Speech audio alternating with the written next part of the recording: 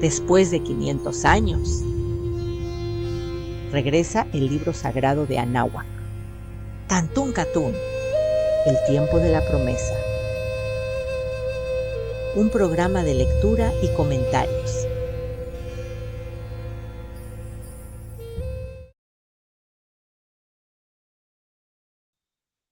Hola, ¿Qué tal? saludos.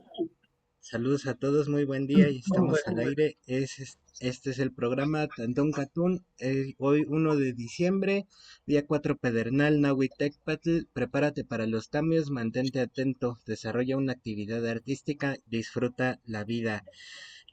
Omey, si nos puedes presentar a todos, por favor. ¿Qué tal? Pues, muy buenos días a todos.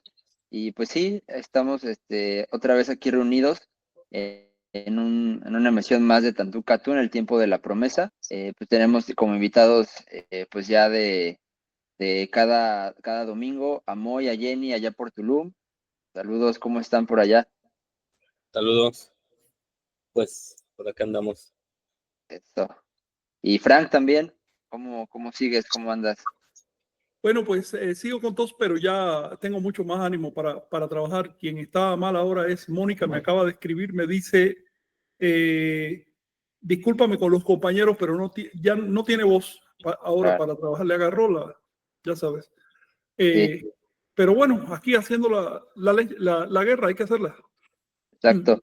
Sí, pues de hecho hoy, pues vamos a hacer ahorita con Moy un ejercicio un poco de recapitulación, ¿no? De las lecturas pasadas, como siempre lo hacemos como al principio, para contextualizar y para que las personas a lo mejor que se van integrando a esta serie de programas, pues tengan como una visión más clara del sentido y de la función que está teniendo pues esta actividad, que quizá no sé, a lo mejor es algo raro de entender las lecturas, ¿no?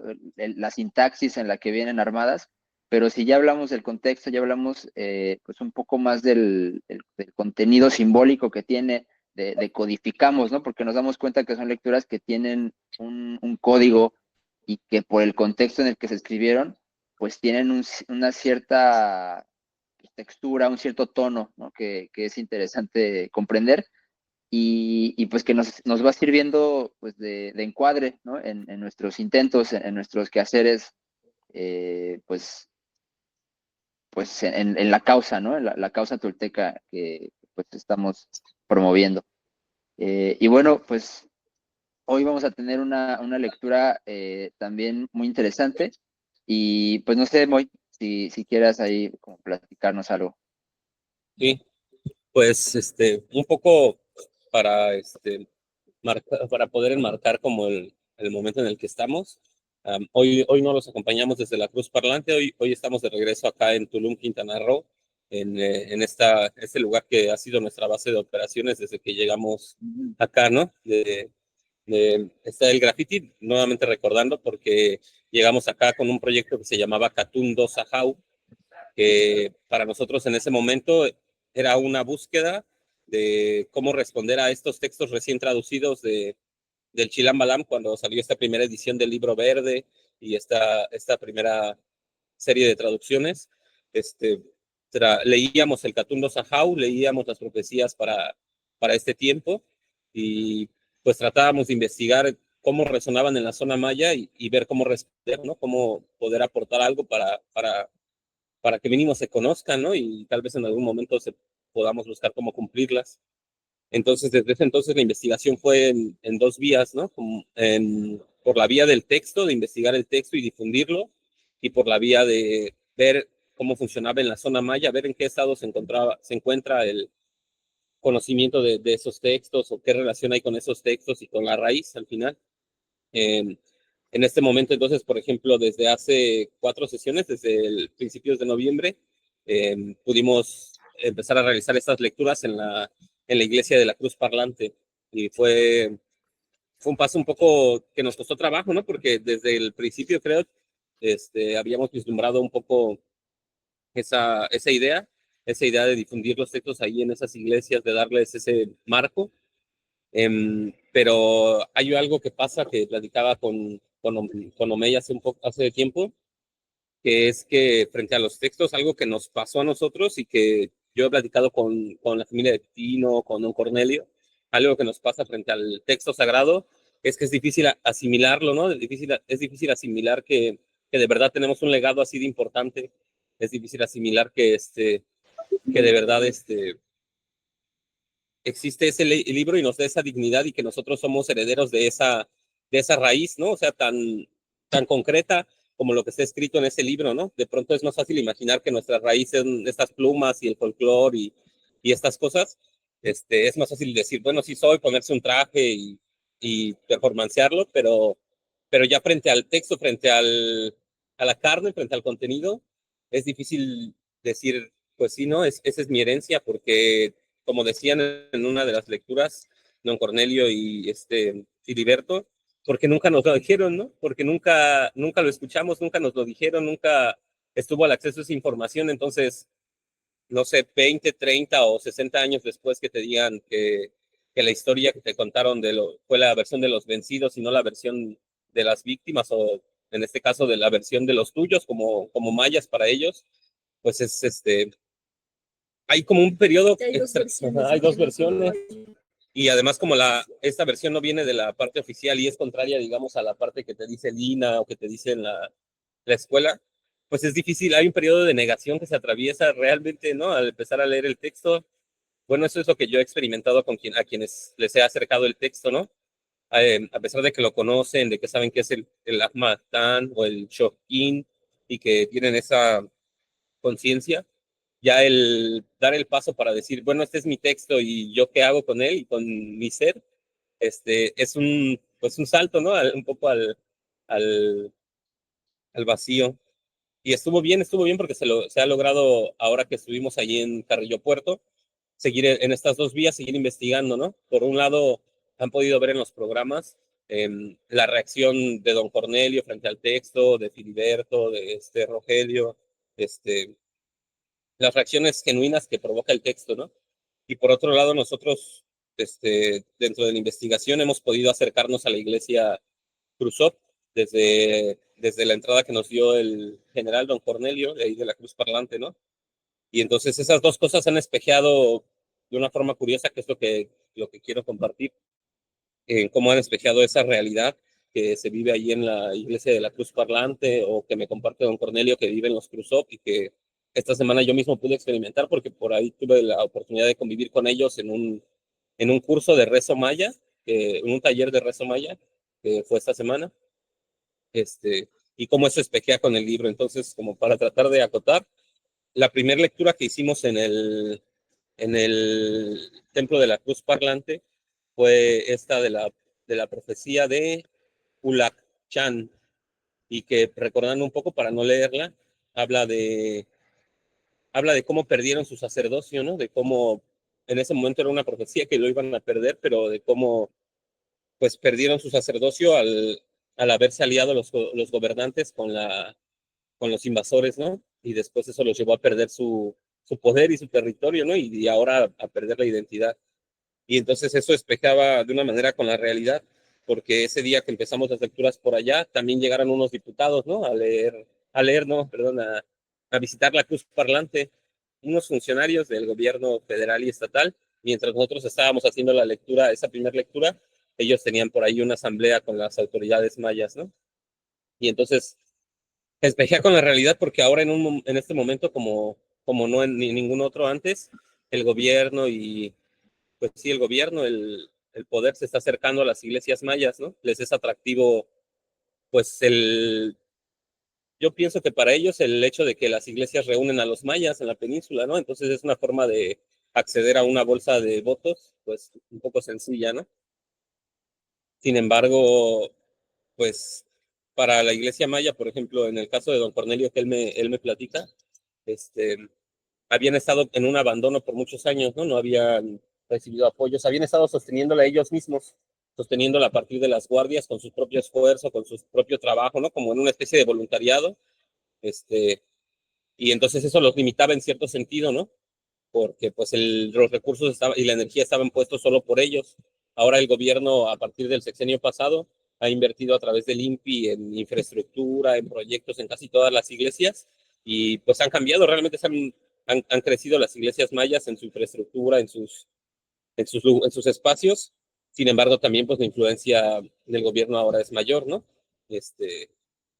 Un poco resuena con el tema que ellos ese día justamente discutían, mientras nosotros discutíamos esta profecía, mientras nosotros leíamos este texto de Ulak Chan, que es cuando se sentó el 4 Jau del K24 y que habla de cómo pues justamente se venderá el agua, se venderá la tierra.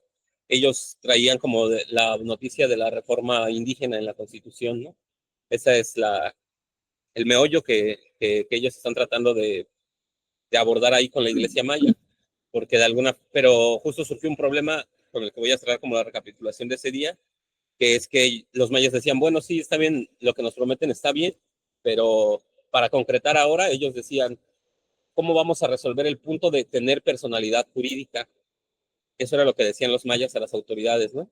Ellos decían, ¿cómo podemos recibir recursos? ¿Cómo podemos, digamos, trabajar de una forma oficial si no tenemos personalidad jurídica?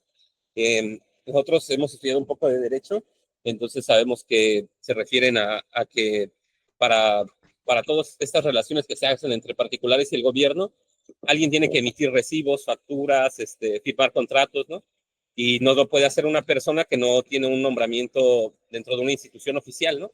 Porque no lo está haciendo a nombre de sí mismo, tiene que hacerlo una persona moral, por así decirlo, que en este caso se hace en las iglesias mayas a través del Consejo Maya, el Gran Consejo Maya, que es una asociación civil, ¿no?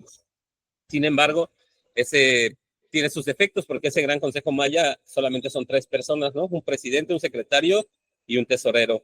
Y el tesorero es don Cornelio, pero don Cornelio me decía que por ejemplo, o sea, realmente él no es quien lleva las cuentas, ¿no? Y ni es quien toma las decisiones, sino que están centralizadas las decisiones y el poder en el tesorero y el presidente, ¿no? Y entonces, lo que yo observo es que, pues sí, que hay un cierto control que ellos pueden ejercer sobre las iglesias mayas al tener ellos la personalidad jurídica, al tener ellos el acta constitutiva y al poder ellos firmar como Gran Consejo Maya, tienen un control sobre el resto, sobre las iglesias mayas, ¿no? Sin embargo, o sea, es difícil hacer un contrapeso a eso, tiene como sus cosas, ¿no? O sea, gracias a eso también han podido bajar proyectos, pero pues muchas cosas han sucedido, ¿no? Y alguien mencionaba y se salió ahí mismo el tema, ¿no? De nuestro lado, de la urgencia de que se vuelva una asociación religiosa, ¿no? De que se registren como una asociación religiosa, no como una asociación civil, porque de pronto estos funcionarios trataban de llevarlo por ese camino, ¿no? Como de vamos a ayudarnos con su asociación civil. Sin embargo, había una persona de ahí que es un abogado entre los Cruzop que mencionaba el hecho de que tienen que ser una asociación religiosa, ¿no? Y platicando con Omey, pues es que está un meollo ahí, ¿no? Porque la asociación religiosa tiene personalidad jurídica, pero no puede recibir recursos del Estado, ¿no? Entonces, pues es algo que juega a favor, ¿no? Y en contra también en cierto sentido, porque al final, pues también ellos están tratando de procurar los fondos para seguir existiendo como iglesia, ¿no? Sin embargo, pues digamos que esa función la cubre la asociación civil, en este caso del Consejo Maya, pero no están constituidos como una asociación religiosa, a pesar de que se llaman, o se autonombran como una iglesia, y ellos estaban solicitando ahí mismo a estas autoridades ese reconocimiento como asociación religiosa. Incluso don Cornelio me comenta que ya entregaron todos los documentos a la gobernación y que solo falta como el visto bueno, pero hubo el cambio de administración y estas cosas, ¿no? Entonces, un poco de esa primera sesión en la iglesia maya y de ese primer encuentro con la cruz parlante y las lecturas, pues se pudo ver este peso, ¿no? Por un lado, nosotros estábamos haciendo la lectura ahí en el cenote y realmente pues no, pues nadie se acercaba, ¿no? Y es un poco normal porque fue la primera vez, había cierta extrañeza y porque estaban siendo llamados en la junta con los funcionarios, ¿no? Entonces, o sea, curiosamente, por una especie de casualidad, pues ahí se pudo ver muy, muy claro, ¿no? Como es difícil darle que encuentre un lugar el libro y un lugar la cosmovisión y de esta parte de la cultura, de la carnita, de la cultura maya, de la cosmovisión, es el término correcto. Es difícil que encuentre un lugar para su estudio, para su difusión, porque las partes más básicas que es la supervivencia, que es también una ilusión, ¿no? Porque es el dinero, es en donde está la atención, es en donde está toda la energía, ¿no? En cómo llevar eso, ¿no? Porque ahora está el gobierno dándoles el apoyo, ¿no?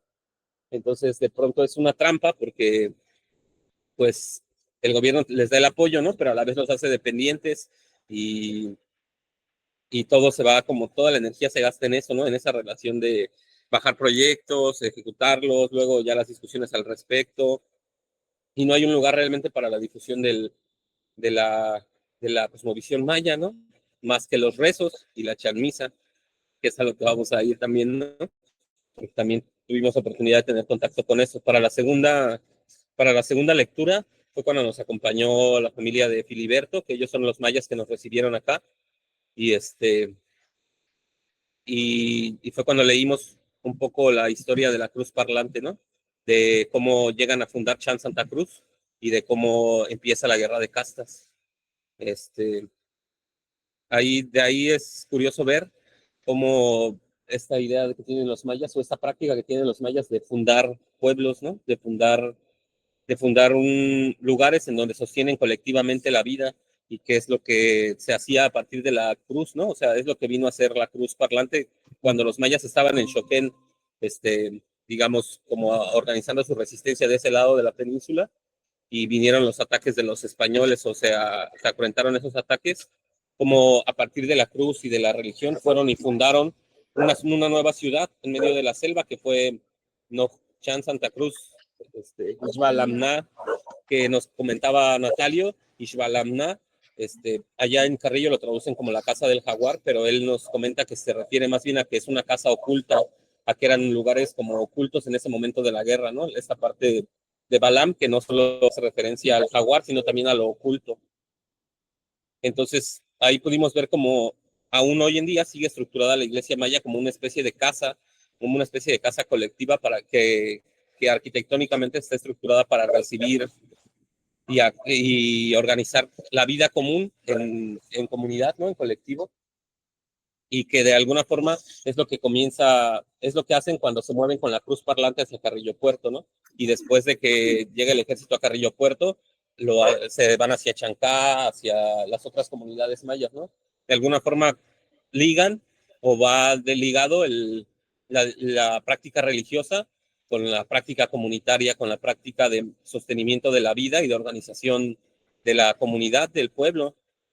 Y bueno, es algo que pudimos ver ahora que ahora que está delegado al Estado-Nación, digamos, esas funciones y están separadas de la Iglesia, queda un poco vacío, ¿no? Queda un poco, o sea, queda limitado solamente a la acción de la parte idealmente religiosa, ¿no?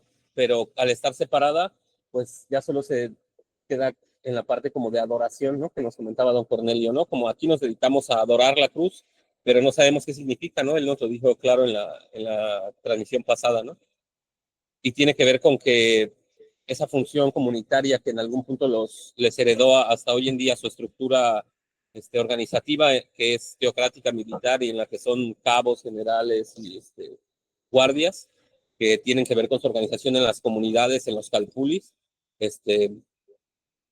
ya no está, ¿no? O sea, ahora como que tiene que ver con eso, desinterés o el hecho de que haya menos adeptos a la iglesia maya, tiene que ver con que ahora está separada, ¿no? Ahora ya no tiene que ver con su vida comunitaria, ¿no? Eso solo en las fiestas, ¿no? En momentos especiales. Y que es donde más gente justamente congrega, ¿no?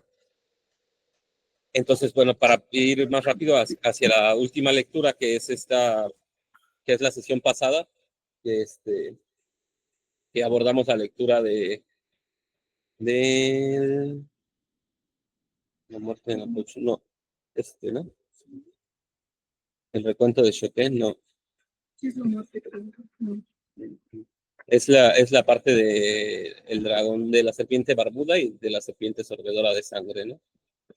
Que es que también está por ahí don Cornelio acompañándonos y que pues justamente nos habla de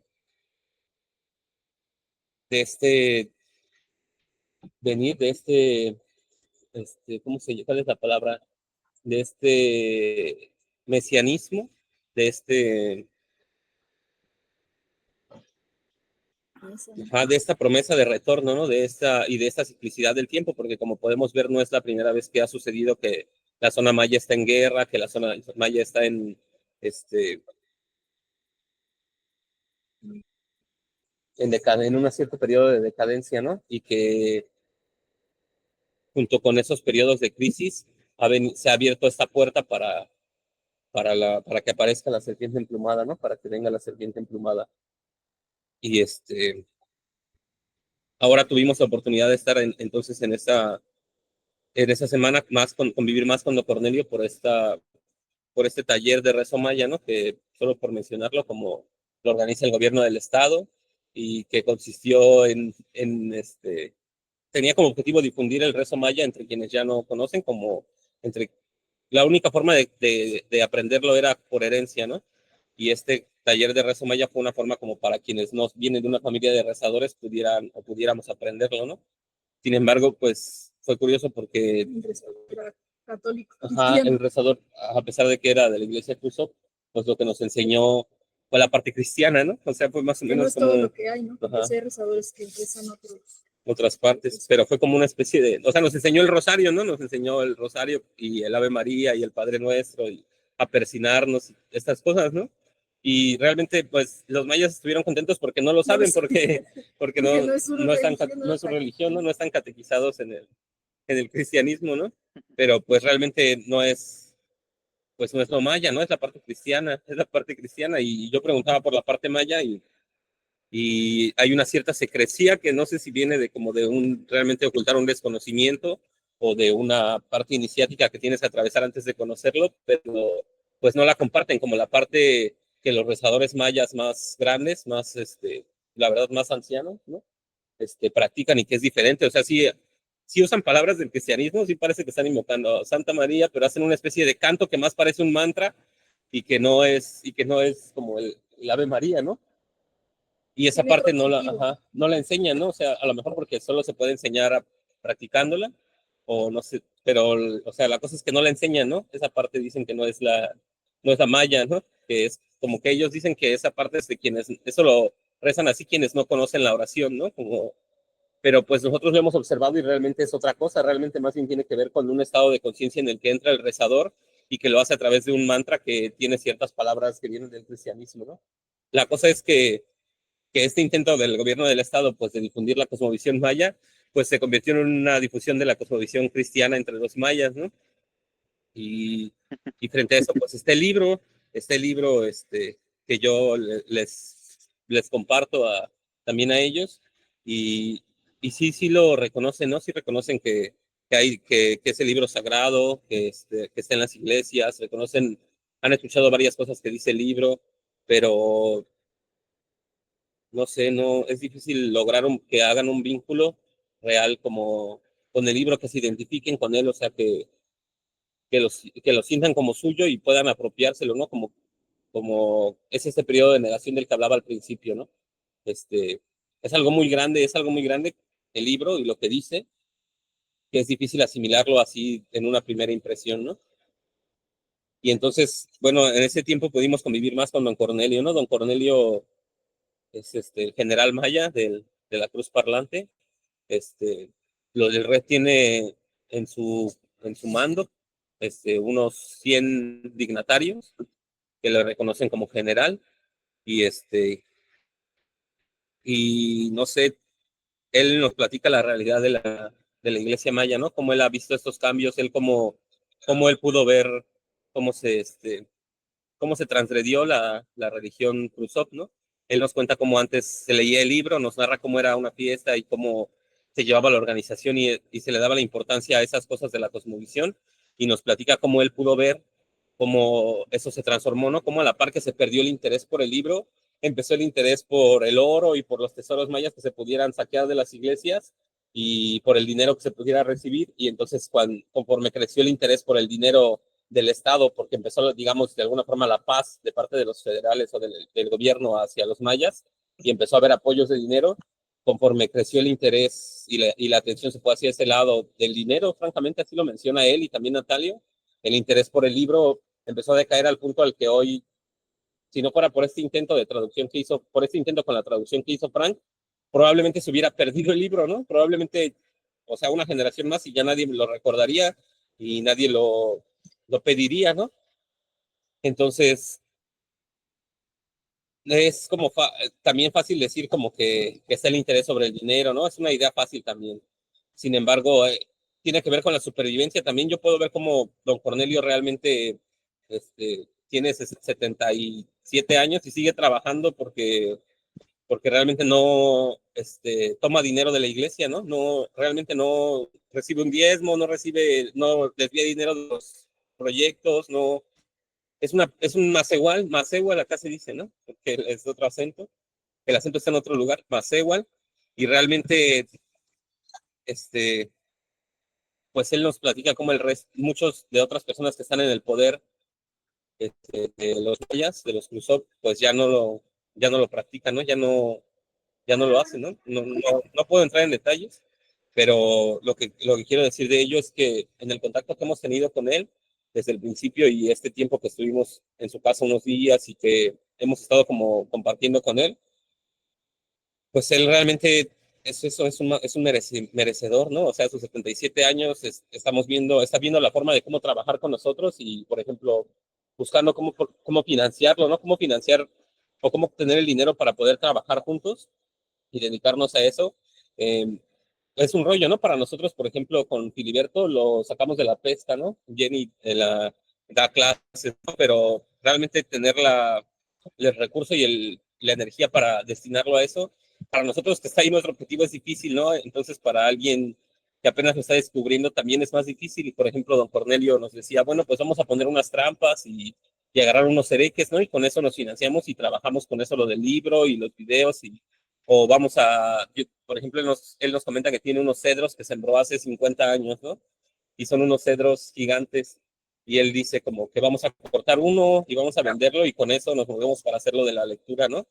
O sea, lo que quiero yo decir para cerrar es eso, ¿no? Como que los mayas Krusov y los dignatarios están en un momento difícil en el que hay una ilusión de que van a recibir recursos, como no han recibido, pero que eso implica depender de quien les dé los recursos, ¿no? Eso implica, pues, hacer una especie de alianza o ceder parte de su autonomía a quien les dé este recurso, ya sea Xcaret quien lo dé o el gobierno estatal, municipal o federal, ¿no? Y eso está llevando a una transformación en la que empezó no ahora, ¿no? Sino como nos comenta don Cornelio, más o menos desde la mitad del siglo pasado, y que tiene que ver con la integración de los mayas al proyecto cristiano capitalista o comunista o lo que sea, al proyecto de nación mexicana, y que en su momento lo intentó hacer el ejército por muchos años con las armas, ¿no? Y que no lo logró, los mayas resistieron, pero que ahora, además de hacerlo con el ejército, porque sigue habiendo bases militares nuevas en todos los municipios, ahora lo está haciendo a partir del dinero, ¿no? Y del proyecto, pues, capitalista o comunista, no sé cómo nombrarlo, del proyecto consumista urbano, y, y que podemos ver ahora ya se puede ver cómo sí tiene un costo en la cosmovisión, ¿no? Porque eso es como la forma más clara que yo tengo de verla, que es compartida por don Cornelio, ¿no? Mientras fue creciendo el interés por el dinero y por ser parte como de la sociedad occidental, fue perdiéndose el interés por el libro y por la organización comunitaria maya, ¿no? Y eso, pues ahora con el Tren Maya, todos los proyectos y todo lo que está pasando aquí, pues está agudizándose, ¿no? Y probablemente, bueno, no, para nosotros a lo mejor es un poco desde la emoción, pero platicábamos con don Cornelio y con Filiberto, y con Jenny. Probablemente, pues don Cornelio sea el único Krusov que tiene este intento de regresar a la dirigente Krusov, sí, de regresar a la toltequidad, ¿no? Este intento de regresar a las raíces a partir del libro sagrado, ¿no? Y está chido porque a sus 77 años tiene la energía, ¿no? De un chaval como nosotros, pero porque está prendido con este intento del libro, ¿no? De difundir el libro y de recuperar la cosmovisión. Y está atravesado al mismo tiempo por el tener que sobrevivir pues con una pensión de 2,000 pesos al bimestre que da el gobierno, ¿no? Y con sus propias manos, ¿no? Igual que nosotros, de alguna forma tampoco, también estamos en esa lucha, ¿no? Igual que todas las personas, o sea, al final se vuelve algo que tiene que ver con la energía, ¿no? Porque lo que nos demanda así el proyecto urbano occidental, ya sea capitalista o comunista, pues es alimentarse de esta energía, ¿no? De esta energía que nos absorbe a partir de todo, ¿no? De las redes,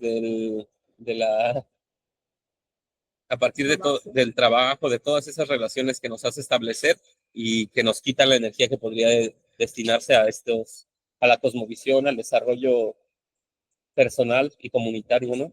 Sostenimiento de la vida y a lo que puede ir después de eso. Y tiene que ver con que de alguna forma estamos en un contexto de guerra. De pronto escuchamos las profecías, las leemos con don Cornelio, con Filiberto y incluso con un sacerdote maya que no la leyó, sino que él me dijo, el libro dice que va a regresar la guerra de castas, ¿no? El sacerdote, don Bartolo, me dijo, el libro sagrado dice que va a regresar la guerra de castas, ¿no? Que no se ha acabado. Y y nosotros decimos, pues es que sí va a regresar, pero no es como de ya viene la guerra, porque de pronto si sigues las noticias, todo el tiempo parece que ya viene la guerra, ¿no? Ya viene la guerra porque Rusia ya está amenazando, porque Ucrania, pero ya es que ya hay guerra, exactamente lo que reflexionamos esta última semana ahí, que estuvimos quedándonos con don Cornelio en su casa, es que de alguna forma ya está aquí la guerra, ¿no?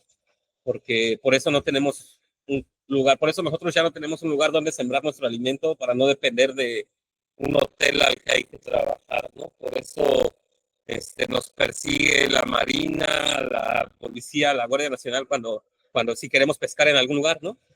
Nos limita, ¿no? Por eso hay una administración del territorio por parte del Estado y es coercitiva, ¿no? Es coerciva. Por eso, pues no sé, por eso está así de duro, pero pues siempre algo que tal vez vamos a reflexionar hoy con la lectura es que justo en estos contextos de guerra, en esta ciclicidad de la historia, en estos contextos en los que la sociedad está en momentos de choque, no sé cuál sea la palabra, polarización. es cuando hay de polarización, pero también de guerra, o sea, de frontal también, o sea, también de guerra, de crisis, ¿no? De colapso del proyecto de civilización. Justo en esos momentos es que hay posibilidad de construir otra cosa, ¿no? O de apuntalarla, por lo menos tal vez para nosotros no sea construirla, pero de apuntalarla, ¿no? Y ese es un poco el retorno de la serpiente emplumada, ¿no? Esa es la energía que se está abriendo también, ¿no? A la par que estamos viviendo este periodo. Ya me extendí un poco más de lo que quería, pero más o menos en ese estado está ahora, por acá con las lecturas y con la relación con los Crusoe. Estuvo re bien. Sí, pues diste un contexto súper amplio y sobre todo desde la visión que pues, ustedes han ido formando, ¿no? Ahí en la misma vivencia comunitaria y pues sí, es importante también hablarlo desde ese punto de vista. Gracias por ese recorrido. Y bueno, pues sí, si tiene algo que comentar, Jonathan, Frank, sino para ya darle pie a la lectura, porque sí es un poco larga, entonces para tener suficiente tiempo igual al final para platicar, pues sí, ustedes me dirán. Va. Sí, pienso que mejor la lectura y ando con mala conexión, así que voy a ver si al final puedo platicar algo. ¿Ok?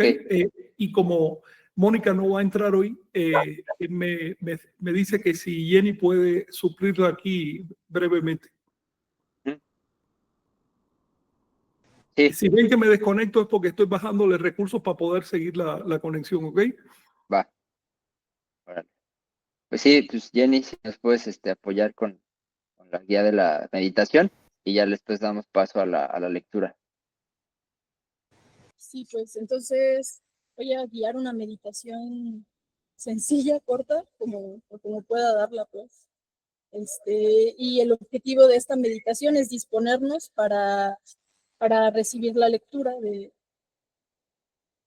Chilambalam. Entonces, vamos a inhalar profundamente, llenando nuestros pulmones de aire, sostenemos y luego exhalamos profundamente, lentamente. Entonces vamos a acomodarnos en el lugar donde estemos, vamos a sentarnos correctamente y vamos a estar en un lugar donde podamos tener la columna erguida. Entonces ahí vamos a cerrar los ojos un momento y doy un suspiro profundo que va a poner mi atención en la respiración.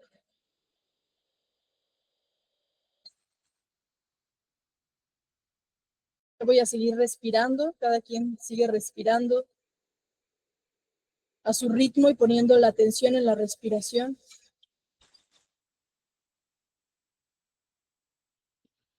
Y vamos a ir relajando los músculos desde la cabeza hasta la punta de los pies, los dedos de los pies. Entonces vamos a relajar los músculos del cráneo, a relajar los músculos del entrecejo, los músculos de los ojos. Llevo mi atención a mi respiración, la hago cada vez más. Relajo los músculos de la boca, los músculos de la garganta. Y al mismo tiempo que voy relajando,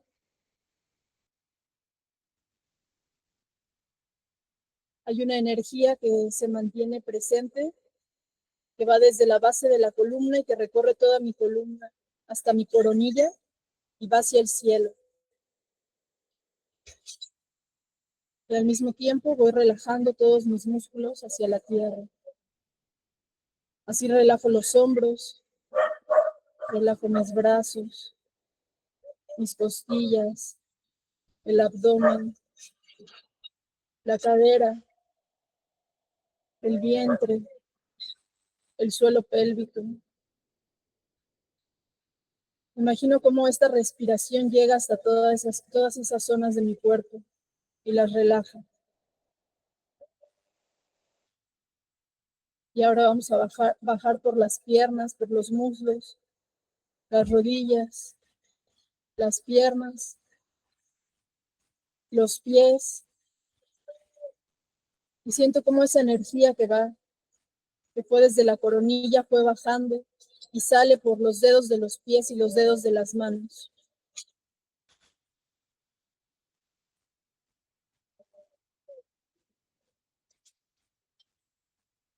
Ahora llevo mi atención a lo que escucho, a lo que puedo escuchar más próximo a mí y a lo que puedo escuchar más lejos de mí. Y sigo respirando, sigo poniendo atención en mi respiración, buscando el silencio, entrar en silencio, observando todos los pensamientos o imágenes mentales que me llegan, pero dejando que se vayan, dejando que se disuelvan. Entonces ahí vamos a hacer las últimas 3 respiraciones muy profundas, buscando el silencio. Inhalo en 3 tiempos. Sostengo en 3 tiempos. Exhalo en 3 tiempos. Sostengo en 3 tiempos. Una vez más, inhalo en 3 tiempos. 1, 2, 3. Sostengo. 2, 3. Exhalo. 2, 3. Sostengo en vacío. 2, 3. Y una última respiración consciente, profunda. Inhalo. 2, 3. Sostengo. 2, 3. Exhalo. Sostengo.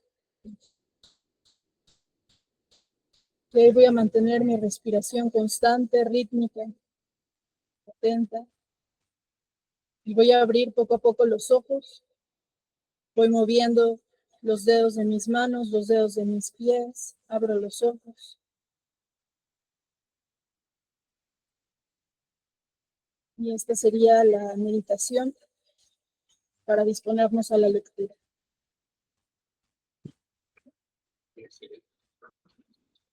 Perfecto, gracias, Jenny.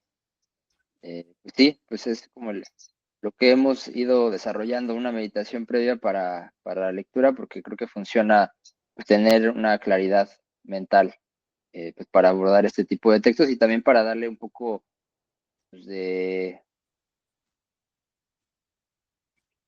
trato pues especial a la lectura, ¿no? Es un texto sagrado y requiere cierto enfoque, ¿no? Sí, Frank. Sí, déjame ver si no se me corta al hablar. Quería presentar la lectura de hoy. Es continuación de algo que tratamos la semana pasada.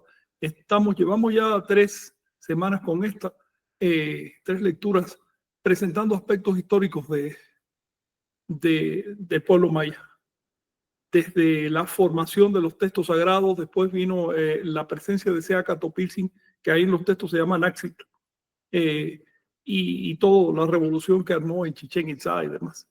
Y hoy vamos a leer un texto que ya habíamos leído un fragmento de él, pero me parece apropiado verlo completo, que es sobre una persona que, digamos, de origen occidental, de origen europeo, que se metió con los mayas, se hizo maya y les ayudó a montar la resistencia de lo que hoy se conoce el estado de Tayasal.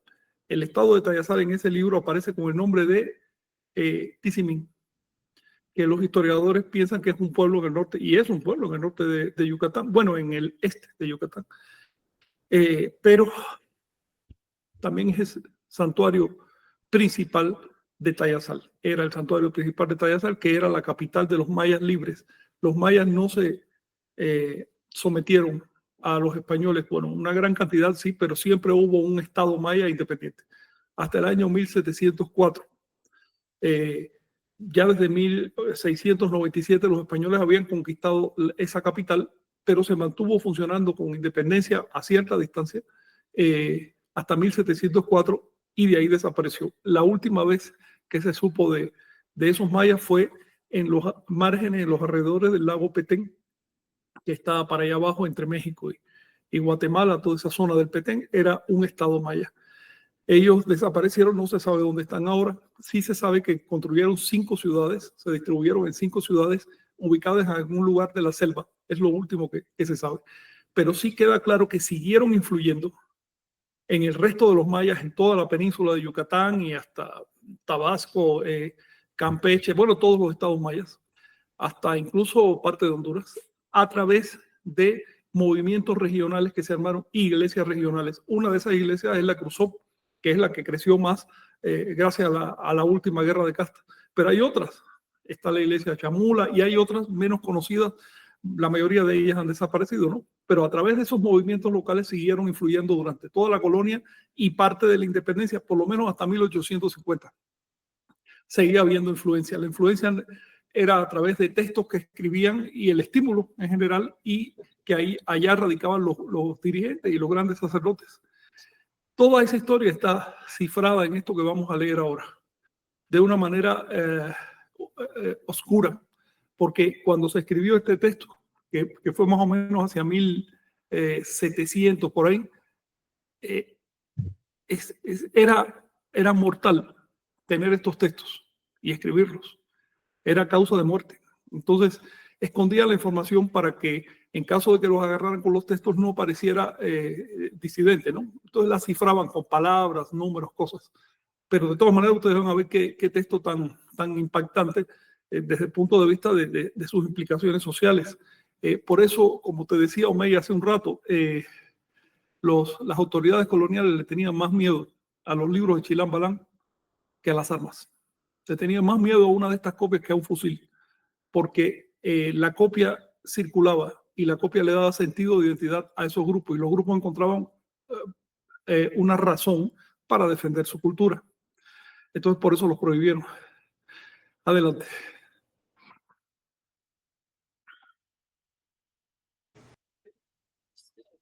No sé quién lo va a leer. ¿Lo quieres leer tú, Luis? ¿O? Jenny, pensé que lo iba a leer, ¿no? Está bien. A ver. Aquí está.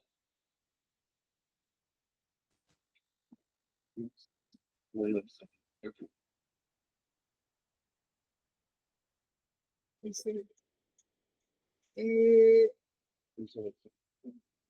Igual si alguien puede compartir la lectura para que se vea en la computadora estaría ideal. Yo ahorita no tengo como posibilidad para hacerlo. sí.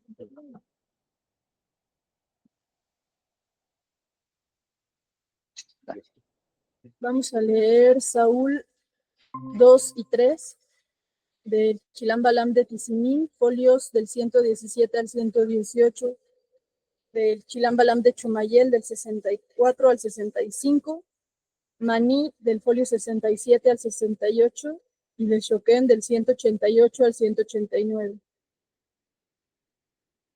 Saúl 2 y 3. Les dijo Saúl: preparaos, señores, que viene Francisco. Te digo que sus hombres vienen a matarnos. Sin dudas, viene Francisco con sus hombres a abatir tu fortaleza. Mientras les avisas, le dijo, yo iré a tomar el remo. Los entraré en la popa del barco y volaré con el viento. Le dijo, arderá el rostro de las nubes, arderá la costa del mar, cuando yo ascienda a lo más alto del rostro del cielo, y luego me lance y me siente. Cuando baje en presencia de todos los rostros, destruiré los barcos, también en presencia de sus rostros.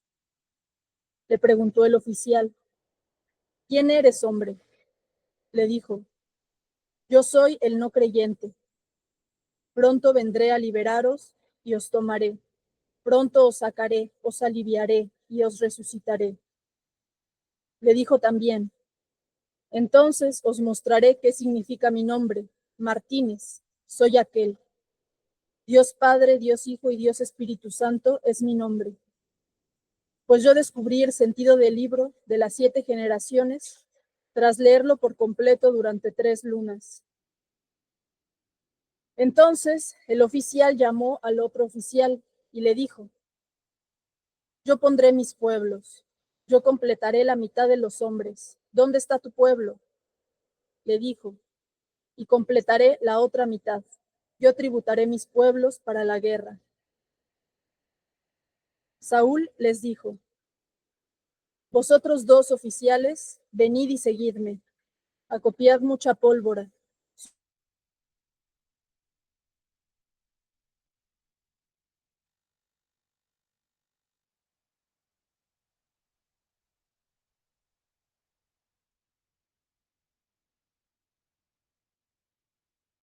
Espuma del mar. Los rayos y los vientos del huracán cubrirán el rostro del sol. Entonces subiré a Cuba. Los vientos derribarán y tirarán todas las piedras de la faz de la tierra, y también las revolcarán. Luego me sentaré en el banco de piedra e iré con 5,200 barcos y asolaré Cuba. Cuando suba a Cuba, entonces también enfrentaré al rey. No fallará mi palabra. Cuando llegue el pliegue los catunes, en el tiempo venidero, en verdad yo, Saúl, vendré de nuevo y os llevaré conmigo. Esto te digo, regresaré yo, Saúl y don Antonio Martínez, para cobrar su deuda y vengar a los hijos de los hijos. Entonces despertará la tierra, así le dijo. Cuando él habló, los guerreros le siguieron y fueron con él. Entonces él construyó 5,200 barcos para alzar la guerra en la tierra de La Habana. Saúl 3. 6 veces pasarán como una inundación y 3 veces penetrará la inundación. Con la inundación vendrá el juez, vendrá a roer la tierra, vendrá con una vara de oro y cera blanca para juzgar. Vendrá a cambiar la propiedad de las cercas y las casas. Con cera blanca impartirá justicia. Entonces vendrá a interrogarnos el oficial del rey, y vendrán el obispo y la llamada Santa Inquisición con el rostro del Hijo de Dios y con el temible tributo. Y el llamado Saúl se opondrá a la fe y el cristianismo. Cuando él regrese, se sentará en el banco y aconsejará a los hijos de los hijos.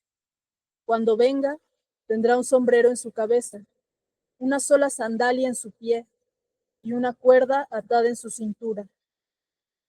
De nada sirve que os esforcéis, no es necesario que deis vuestras cabezas en bautismo a los sacerdotes, ni que os inclinéis ante el arzobispo. Cuando baje a los pueblos, id con vuestras cosas al monte. Cuando venga a exigiros que vayáis tras el Dios verdadero y venga a enseñaros sobre el llamado Cristo, es mejor que os quedéis allá. Escondeos hasta que acabe su visita. Ya se acerca el tiempo en que esparciréis flores en amorosa concordia y pediréis matrimonio, y se cumplirá la palabra de Chilam Balam. Cuando venga el tiempo de romper la cera, de esparcir flores y de contraer matrimonio, seréis llamados, y entenderéis. Cuando hablen de nuevo las inscripciones de los muros, entonces confesaréis que son sagradas y aceptaréis en vuestros corazones su santidad. Quien sea sabio comprenderá en su interior, y quien entienda irá entonces al bosque y enfrentará y acabará en lo profundo de su ser a los cristianos. En esos días despertaremos, será blanco y puro tu calzón, blanca tu manta, abundantes tortillas serán el pan. Entonces vendrá el ave, vendrá el quetzal y atará fuertemente las manos de los cristianos con cuerdas. Vendrá en la noche a frenarlos y los desbaratará. Entonces vendrá la señal del divino Señor, la señal del cantor. Regresará de las 9 montañas de Tizimín, el apóstata de Tizimín. Regresará el ave barbuda de Tizimín por la bolsa de tributo de Chichén. Cuando se cumplan las amenazas de guerra de los signos de ese Catún, se acabará la división, se acabarán la miseria y el dolor en la tierra, y se cumplirán las palabras de Saúl. Se alzará una gran guerra en el mar y pelearán en la guerra marítima las 5 regiones de la sabana. Perecerán sus moradores por la epidemia y por las voces de guerra cuando se alce la guerra en La Habana con 5.200 barcos. En ese día habrá montones de restos humanos. Blanquearán los huesos el seno del mar, pues los restos serán arrojados al fondo en grupos de a 20, con el vigilante de la arena, el vigilante del mar, el señor de los transfigurados del inframundo, el señor de los que descienden. Se amontonarán los restos en el fondo del mar. Cuando acabe la guerra, con dificultad los tomarán de vuelta, en el pliegue del Catún. Solo entonces los enterrarán. Quienes mueran por el sufrimiento serán cubiertos de flores cuando entre un mejor Catún. En el 13º Catún, el 4 Ajau, terminaréis de pagar los alzamientos de guerra de vuestros padres. No digáis que son vuestros enemigos quienes vienen a combatiros, cuando regresen a la tierra los guerreros de Francisco. Son los cargadores de vuestras culpas quienes se acercarán cuando lleguen esos días.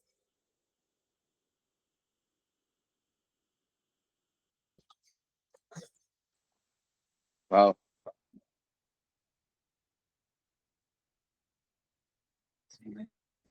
Tu micrófono, Frank. Te diría que es un texto muy emocionante. Quisiera detenerme en este verso que dice, entonces regresará la señal del cantor. El cantor es el nombre que le daban a los profetas de la serpiente plumada, le llamaban el cantor. Dice que regresará de las 9 montañas de Tizimín. 9 montañas es el nombre que le daban los mayas a Bolón Huitz, que le daban los mayas allá a toda esa zona que está alrededor de Petén, porque ahí es donde empiezan las elevaciones. La península es muy llana hasta ahí y empieza a subir. 9 montañas, Bolón quiere decir también muchas montañas. Por eso sabemos que cuando habla de Tizimín no se está refiriendo al puerto de Tizimín que está en la punta de Yucatán, ¿no? Mirando hacia Cuba, sino al santuario que está en la zona de 9 montañas, que es donde estaba la capital de los mayas libres. Esta es una manera de hablar sin decir, ¿ves? Pero a los entendidos entienden de qué se trata. En esa época, recuerda decir, ahí poner Tayasal era buscarse una sentencia de muerte. Entonces, bueno, decía, Tizimín de las 9 montañas, y un español que leyera iba a pensar pues que están hablando de un puerto, ¿no? Es un modo de criptar la información. Sigue diciendo que regresará el ave barbuda. Por la lectura pasada ustedes saben que se refiere a la serpiente plumada, y dice además que regresará por la bolsa de tributo de Chichén. Esto se debe a que el nombre el nombre legal, digamos, del país maya era, aquí les puse de hecho una reseña 39. El país maya se llamaba Mayapatán. Ese era su nombre legal. Y Mayapatán quiere decir tributo de los mayas. Así que al decir el tributo o la colecta o el apoyo de los mayas, se está hablando de la capital maya. Cuando dice que regresará por la bolsa de tributo de Chichén, quiere decir que va a regresar a organizar el Estado maya. Esto es lo que creían los mayas durante toda la colonia y hasta que empezó la guerra de casta. Cuando empezó la guerra de casta, este texto estaba todavía muy vivo. Por eso es mi esperanza que entre los libros que se conservan allá en diferentes lugares de la península aparezcan las porciones que faltan de esta historia. Esta historia, ustedes la han leído, tiene 3 capítulos, pero tú notas al leerlo que faltan capítulos enteros que no se conocen, que se han perdido, y es posible que estén en esos libros. Entonces, por eso me da mucha ilusión que los dignatarios mayas acepten que esos textos que tienen guardados en los santuarios se fotografíen para poderlos traducir, porque finalmente allá en el santuario no hacen nada y solo arriesgan a perder toda la información. Sí, digo que no hacen nada porque no los pueden leer, ¿ok? Ni los leen, están ahí cubriéndose de polvo. Por supuesto que son un valor del santuario, pero un valor de carácter simbólico, no un valor que funcione en la práctica para aumentar el conocimiento. Eso quería decirles. Si tienen algún otro tema, digamos, de interpretación.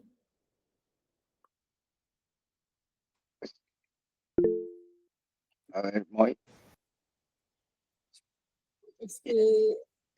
A mí me hace pensar pero no sé si tenga algo que ver, el mito en el Popol Vuh de Quetzalcóatl regresando por los huesos de los antepasados, ¿no?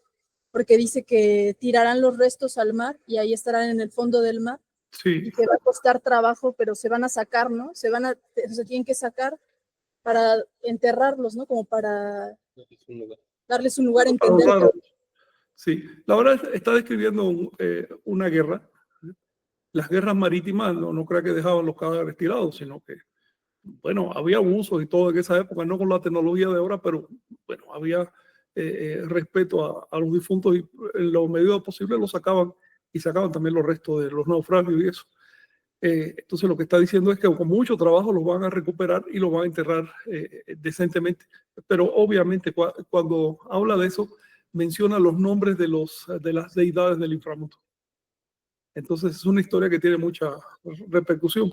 Estos que menciona aquí son el vigilante del mar, el vigilante de la arena, el señor de los transfigurados y el señor de los que descienden.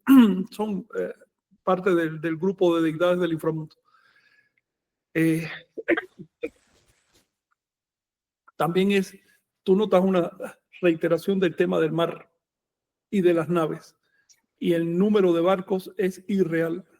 5.200 barcos, eso para esa época y para hoy es irreal. ¿Ves? Entonces te das cuenta que todo el pasaje es simbólico. La insistencia en el mar es porque el mar te conecta con el otro lado del mundo. Es lo que se extiende hasta allá. Al margen de que el mar también separaba a los mayas de su capital colonial. La metrópoli colonial estaba entonces en La Habana, por eso la mencionan ahí. ¿Ves? El rey radicaba en La Habana. Entonces, lo que están diciendo al hablar de La Habana esto es una guerra contra la invasión, no es simplemente una escaramuza local. Tenemos claro que se trata de una invasión y hay que enfrentar al rey en su guarida, ¿no? Que para ellos era La Habana. La Habana estaba, de hecho, el vice del rey. Ustedes han leído el primer capítulo, aquí solo leímos 2, pero el primero es, de hecho, como el representante del rey persiguió a Saúl y lo metió en la cárcel. Saúl escapa, logra llegar a Yucatán. Allá lo vuelven a meter en la cárcel porque ya lo estaban esperando. Pero unos personajes misteriosos que le llaman los oficiales lo rescatan y lo salvan. Yo pienso que son los oficiales de Tayasal que estaban infiltrados. El otro asunto es que no en este libro, pero a través de otros libros de Chilambalam se nota cómo Saúl, después de haber sido iniciado tras 7 años de estudios allá en Tayasal, regresa al gobierno colonial. En ese momento había un gobernador llamado Francisco, es el que aparece en la... Y este gobernador era un sanguinario y su objetivo era acabar con todos los grupos de resistencia, particularmente con Tayasal. Sabía que ahí estaba el Estado Maya. Y lo intentó un montón de veces, 6 veces lo intentó, como dice el texto.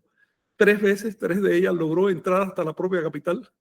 2 lo rechazaron y a la tercera ya no pudieron. Entonces, hubo una guerra en las orillas de Tayasal y se calcula que miles de mayas y también bastantes españoles se ahogaron en las aguas del lago.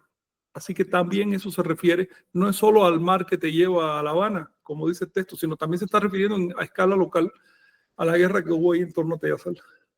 Tayasal entonces la dominaron en 1697, pero para entonces ya la habían evacuado. Por eso encontraron un montón de cosas, pero lo principal de la ciudad se había ido.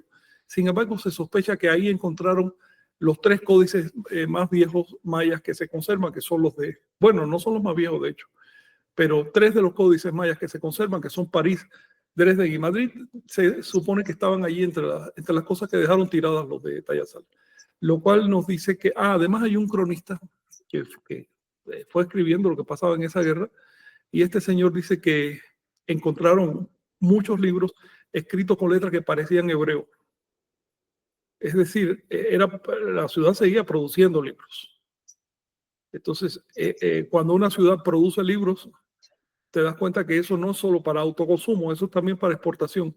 Y el libro era en esa época el modo de difundir las ideas. Por eso yo pienso que tuvo un papel mucho más importante de lo que se cree en las 20 y pico guerras de castas grandes que tuvieron los mayas y en que será un centenar de guerras menores, ¿no?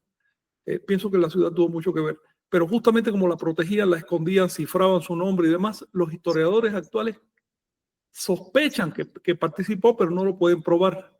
Entonces ese tema queda pendiente de estudios. En este momento se está haciendo arqueología en Tayasal, en la propia isla y en los alrededores, ya con una óptica más aguda, ¿no? Como diciendo, a ver, no es posible que hubiera un estado maya libre durante la colonia y no hubiera estado interactuando con las guerras de casta. Entonces se está buscando ese tipo de conexión. A mí me ha parecido apropiado que los compañeros vean los aspectos históricos de este libro y que se den cuenta que no se trata solo de una antiguaya que viene de tiempo. No, este libro siguió vivo y siguió funcionando. Y es una pena que se haya prácticamente extinguido hacia mediados del siglo XX. Don Cornelio nos dijo que la última vez que lo leyeron en público fue hace como 70 años. Eso es como mediados del siglo XX más o menos. ¿Qué fue lo que pasó ahí? A mí me parece también que esa extinción no es natural, sino que eso fue provocado por tanto abandono y por tanta hostilidad contra los mayas. Y me pregunto incluso si los gobiernos de esa época se daban cuenta que al desaparecer el texto iba a desaparecer finalmente la comunidad maya, ¿no? La resistencia maya. Porque las condiciones están hechas para que vayan olvidando, para que las comunidades nativas vayan olvidando sus aspectos culturales superiores y se reduzcan únicamente a lo inferior, a lo básico, a cultivar maíz, a cazar en el monte, a pescar en el mar, así no más, sin relaciones culturales superiores. ¿Por qué? Porque si tú dejas un hueco cultural encima, ese va a ser cubierto por la cultura dominante. Lo ves en la lengua. ¿Ves? Si la lengua se reduce a lo que puedes hablar en el seno del hogar, la lengua está condenada a la extinción. Para que se mantenga, tú tienes que entrarle, por ejemplo, a un libro como este. ¿Cuántas palabras maneja este libro? Unas 7.000 palabras. ¿Cuántas palabras habla un maya promedio en una comunidad maya hablante? 800 palabras. ¿Ven la diferencia? Entonces no queda más remedio que insistir en la recuperación de los aspectos superiores de la cultura. Con todo respeto para los aspectos básicos, porque si no se come y si no se pesca y si no se caza, pues nos morimos, ¿no? Pero no solo de pan vive el ser humano. Si queremos además tener libertad y cultivar valores morales y espirituales, necesitamos una superestructura espiritual. Finalmente, cultura es espiritualidad y la espiritualidad es la cultura. Y en eso estamos. Me da mucho gusto que ustedes hayan emprendido esta tarea. Me pregunto dentro de 100 años, si es que se va a recordar algo de lo que pasó, ¿qué recordarán? ¿Esta reunión de políticos o el hecho de que por primera vez ustedes rompieron la inercia y empezaron a leer el libro sagrado maya después de tanto tiempo de silencio? Sí, para reflexionar un poco sobre lo que queda, ¿no?, en la memoria realmente y lo que es relevante, ¿no? También en Claro, términos energéticos. Ujú. claro. Y justo lo que comentaba Moy, ¿no? A dónde diriges la energía es lo que pues fructifica. Y en estos textos está contenida un montón de energía de personas que vivieron un contexto bien complicado como el que estamos viendo ahorita y que pues, a veces es bueno espejear, ¿no? Como comentaba muy también en su recapitulación. Y bueno, pues si tienen algo que comentar, si no, para pasar a la parte de los comentarios, alguna pregunta que tengan ahí las personas. Moy, ¿tienes algo que...? Y solo una parte, la parte final, me llama la atención donde dice, después de narrar esta guerra, que de pronto uno podría dejarse llevar por las imágenes de la guerra, ¿no? Y de emoción y encenderse, pero hacia el final dice, no digáis que son vuestros enemigos quienes vienen a combatiros. Cuando regresen a la tierra los guerreros de Francisco, son los cargadores de vuestras culpas quienes se acercan cuando lleguen esos días, ¿no? Me hace pensar cómo cuando vino la colonia, la guerra era mayas contra cristianos, ¿no? Como de un grupo contra otro. Y cómo en este momento de la guerra, nosotros mismos somos los cristianos, ¿no? O sea, nosotros mismos y los mayas mismos son mayas y cristianos, ¿no? En este punto de la guerra, como menciona también más arriba, tiene que ver con desterrar en lo profundo a los cristianos, ¿no? De este monte Sí. que es nuestro subconsciente, ¿no?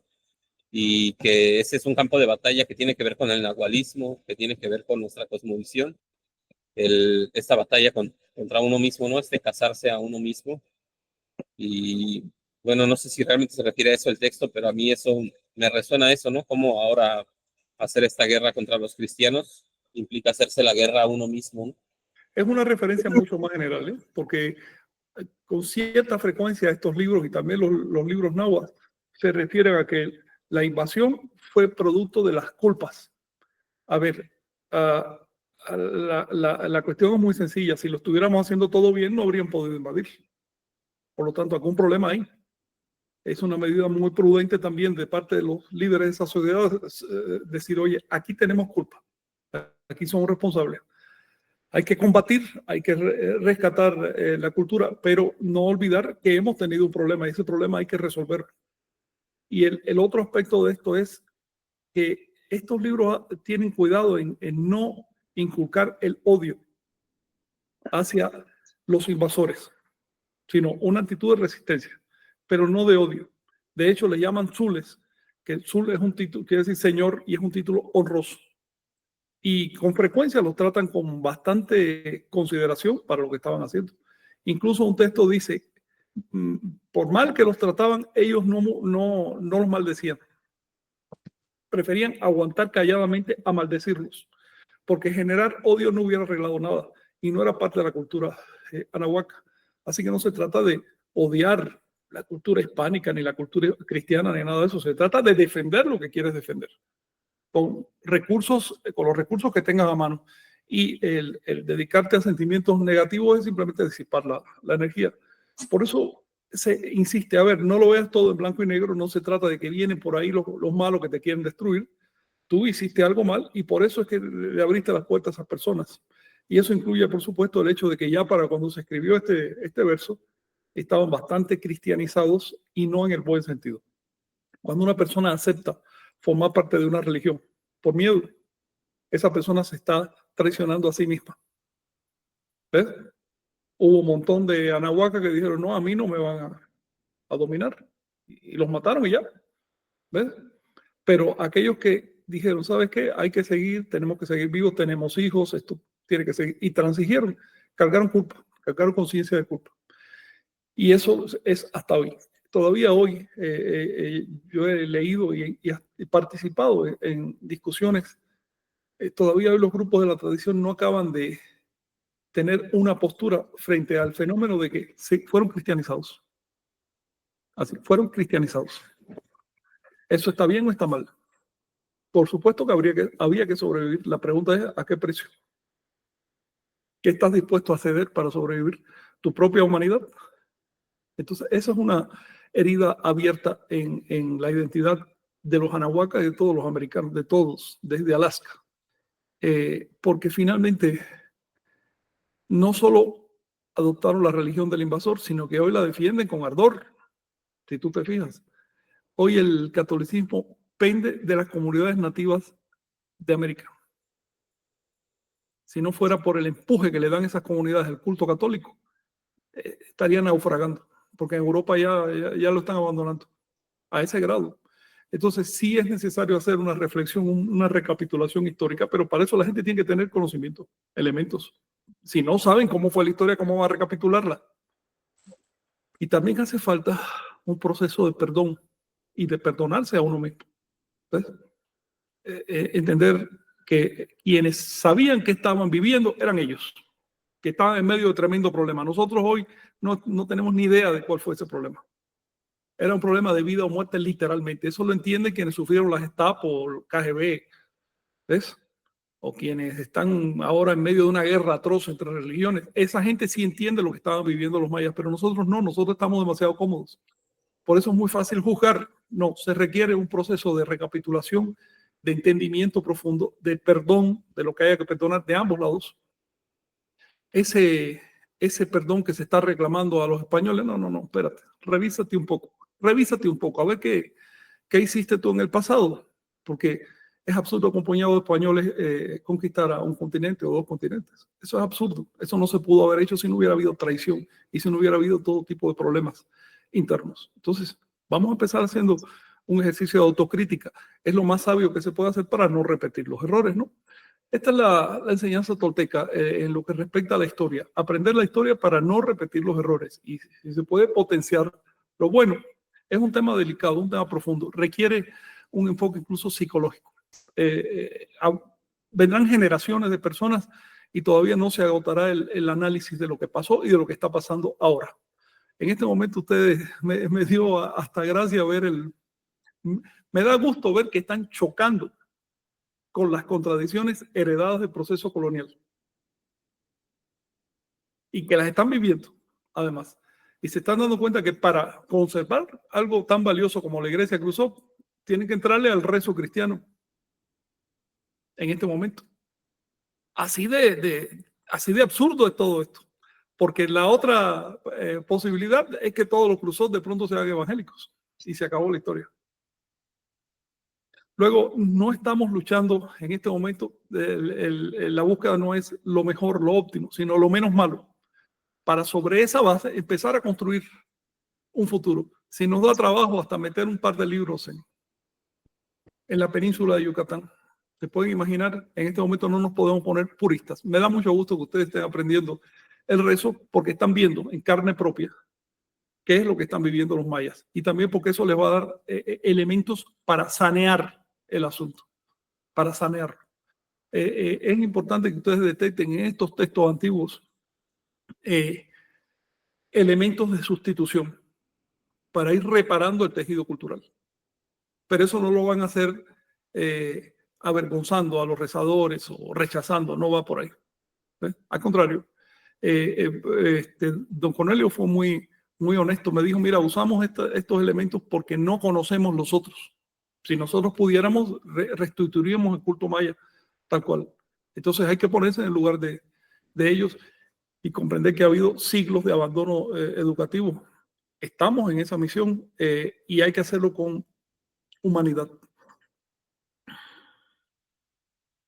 Sí. Yo me pregunto si en este proceso de saneamiento también implica, o sea, eso, además de algo que sustituya lo que se usa ahora, como un diálogo entre este libro y el otro libro, ¿no? Bueno, no sé, ahorita que tú hablabas de esto de limpieza, pensaba, de saneamiento, pensaba si, o sea, también en el cristianismo hay una carga de culpa de para qué se usó el cristianismo, ¿no?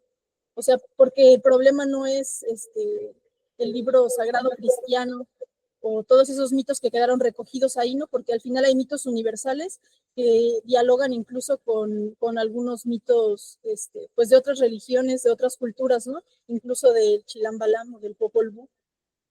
Y que o sea, si uno los lee como lo que son, como mitos, puede sacar de ahí esta verdad universal que carga, ¿no?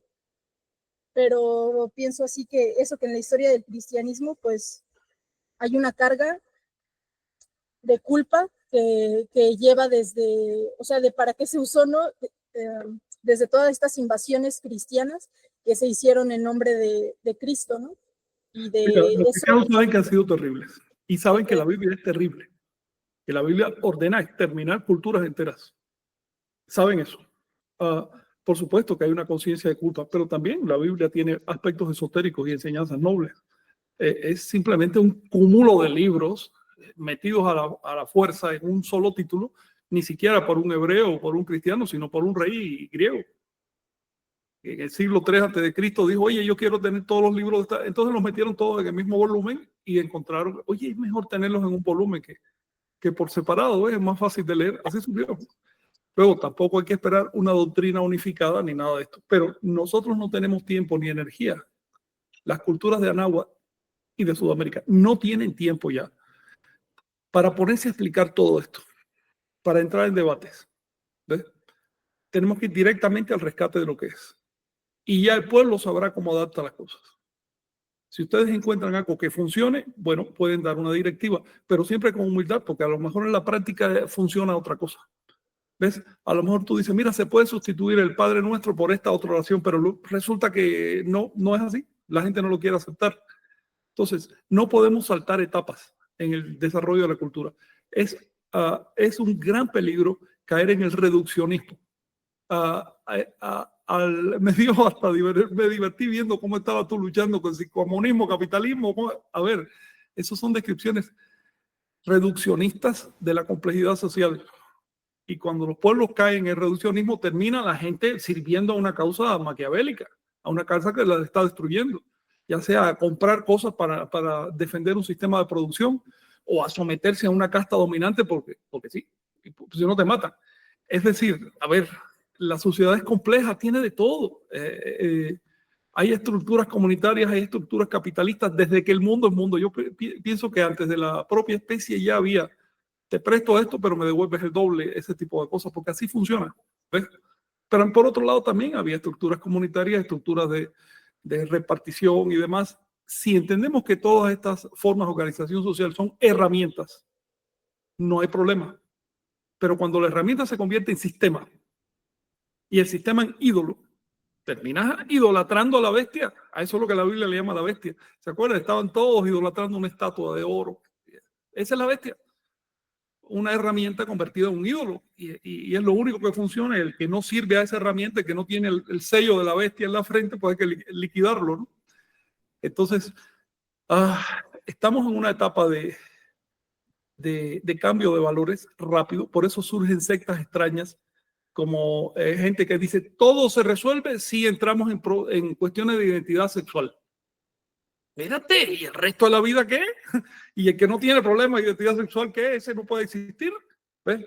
O quienes dicen, no, todo se resuelve si cambiamos pronombre. O todo lo vamos a resolver si colocamos a fulano en el poder y después su hijo y su hermana y llegamos a la dinastía Qing o la dinastía Castro. Así, soluciones estúpidas que terminan empeorando la situación de la sociedad. Lo que necesita la gente es conocimiento, educación. Hoy leí un comentario, una respuesta que me hizo un hermano de la hispanidad. Y ese hermano me dijo, no es que no conozca las crónicas de la invasión, sino que esas crónicas no existen. Piensa en esa mente. Me dijo, no las puedo conocer porque no existen. Es decir, esa persona ni siquiera piensa en esto. Si yo no la conozco, no puedo saber si existen o no. Su posición es, como yo no las conozco, no existen. Eso es sectarismo del peor. Y eso está pasando por todos lados. Y eso nos va a afectar por todas partes. Nosotros estamos apenas abriendo una guerra. Y yo le diría a este señor que es, si mal no me acuerdo, el juez, ¿no? de los cruzos. Mira, la guerra ya se prendió de nuevo. Y no es una guerra con armas físicas, es con armas intelectuales y armas de compromiso cultural. Nuestra guerra es aprender, conocer la historia, comprometernos con ella, saber potenciar lo positivo y evitar lo negativo. Ahí tú tienes en estos mismos libros de Chilam Balam varios chilames que pensaron que hacerse cristianos resolvía la situación. Y resulta que lo puso peor. Lo puso peor porque la otra parte no estaba dispuesta a conceder nada. Es como este tipo de virus que mata al portador y después se muere. ¿Ves? Así es el pensamiento sectario. Entonces, piensen ahorita que están entrando las sectas. Bueno, dentro de unos 20 años van a ser por lo menos la mitad, según dicen las estadísticas. ¿Sabes cómo se va a poner todo esto? Y el solo de mencionar la palabra Chilán no va a poder terminar Balán porque ya te van a anatemizar, vas a ser el demonio. Luego estamos entrando en una guerra y es una guerra real y es la guerra que importa. Finalmente las guerras con armas de fuego, que fueron las guerras de casta, no triunfaron, las perdieron. La auténtica guerra es otra. La energía hay que dirigirla hacia el conocimiento. El problema real de la humanidad hoy es ignorancia. Así de simple. Y no hablo de ignorancia sofisticada, espiritual, no. Ignorancia de cosas elementales, como la historia. Ves que va uno a la escuela, bueno, va el chamaco a la escuela, se pasa tantos años en primaria, tantos años en secundaria, y termina y no sabe cosas elementales. No le enseñaron, por ejemplo, no le dieron un curso de religiones comparadas. Sí tiene que aprenderse filósofo fulano, ¿verdad? Todo una bola de mediocres. Eso sí tiene que aprenderse. Pero algo tan trascendental como aquellas religiones que partieron la humanidad y que generaron las grandes culturas y por lo tanto están debajo de las grandes guerras y de las grandes identidades, eso no se le enseña al niño. Sale hecho un ignorante. Y lo tiene en el caso del libro sagrado. ¿Sabes quiénes son los más molestos por la existencia del libro sagrado y por lo tanto van a negar su existencia? Los propios académicos mesoamericanistas. Porque les destruye las bases. Ellos crearon un tinglado y se pararon encima de esos los héroes. Son la estrella del carnaval. Pero resulta que esas bases eran falsas, se las inventaron. ¿Me vas a decir que no es sagrado un libro al que un pueblo le llama sagrado? ¿Quién es el árbitro de lo sagrado? ¿Tú? ¿Ves? En fin, que hemos abierto la caja de Pandora, generado una pugna social y que si esto empieza a crecer, la pugna va a crecer también y ustedes lo van a experimentar. En este momento yo he recibido, digamos, respuesta de académicos frente al fenómeno de la existencia de un nuevo Chilam Balam o de la colección de libros y demás. No les gusta. Y no saben qué hacer porque ahí está. Decir que no existe ya sería demasiado tonto. Eso es qué van a hacer. De antemano se lo digo. Van a caer como organización académica y va a surgir una nueva academia en el futuro sobre unas nuevas bases. Así de sencillo, eso pasa cada cierto tiempo y ya llegó su tiempo. Sí, los mayistas, que son toda una... Rosita, que manda saludos, me envió temprano un artículo sobre sacrificio de niños entre los mayas. Encontraron varios cadáveres de niños en un entierro, en un sitio donde por siglos estuvieron enterrando gente, que es como una gran cueva y demás. Entonces, están los especialistas explicando por qué sacrificaban niños y todo eso, que el agua, si creían que había que sacrificar al niño para que lloviera chaco. Pero se les olvidó lo principal, demostrar que se trataba de sacrificio humano. Así de simple. No hay evidencia de que hubo un sacrificio humano solo de enterramiento. Pero si estamos hablando de Mesoamérica y aparece cadáveres, necesariamente es un sacrificio humano. Esa mentalidad está tronando. Va a caer. Sí, pues es la tendencia. Pero es una tendencia que si no se basa en los hechos, si no la puedes sustentar en los hechos, con el tiempo se va a ver que solo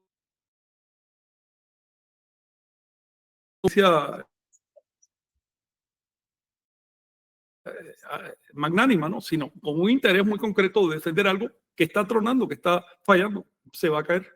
Y ese algo que están tratando de defender incluye, por ejemplo, la inexistencia de libros sagrados en América, porque sus moradores eran incapaces de pensar en términos abstractos, de escribir. Todavía hoy se dicen los hermanos de España que en América no había escritura.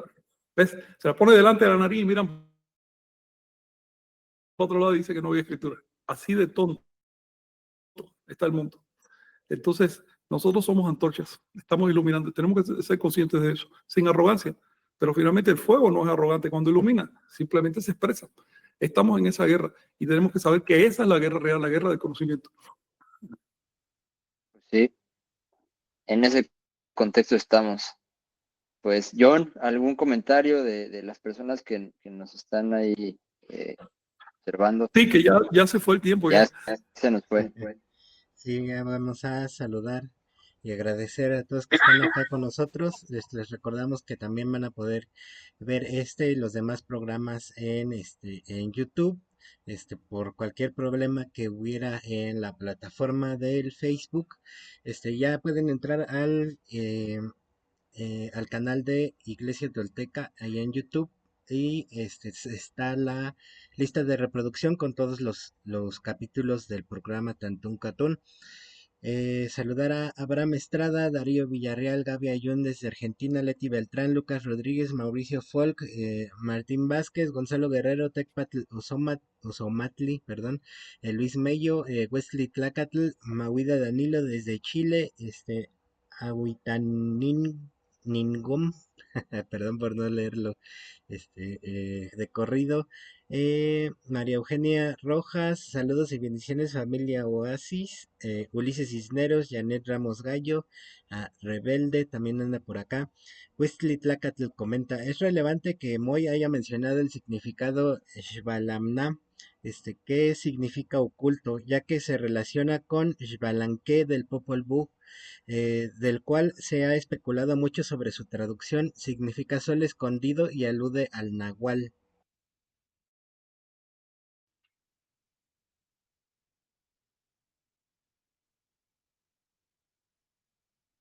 Rodríguez nos comenta, así como la página de Nación Tolteca que ayuda mucho a conocer la cultura náhuatl, podría haber una con más información para la cultura maya y poder familiarizarse con ella. Y bueno, a esto pues ya primero está ya la página de iglesiamaya.com, justamente con estos textos ¿Qué le que responderías? Se cortó un Sí. poco. Pero ¿quién se cortó? ¿Jonathan o yo? Jonathan. ok, sí, se Está desestabilizó intercortado. un poco. Sí. A ver si ahí. Vamos a... Jonathan, no se está entendiendo lo que dices. La respuesta a lo que dices es, por ahora no tenemos suficiente energía para abarcar todas las culturas. ¿Ok?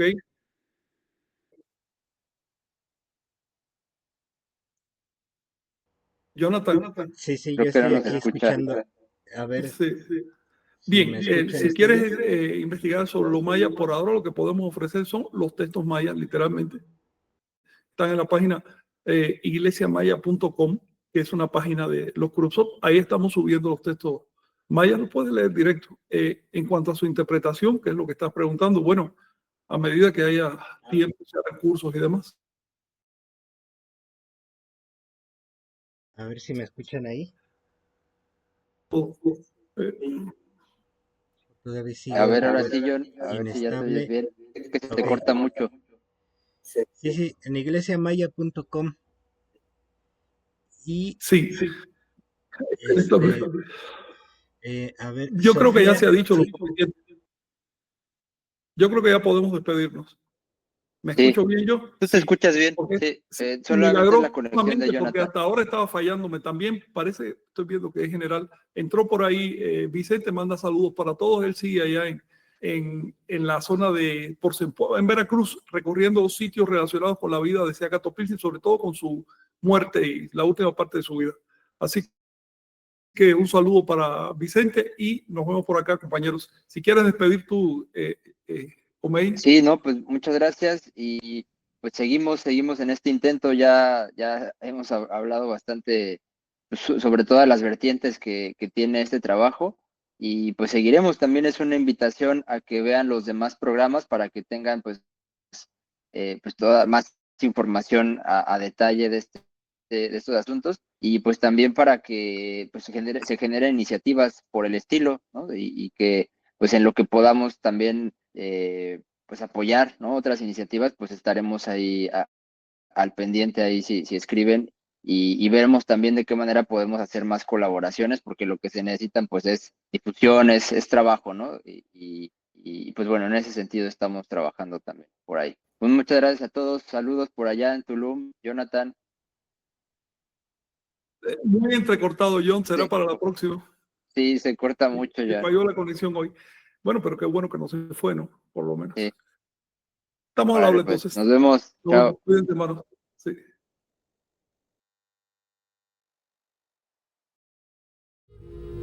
Después de 500 años,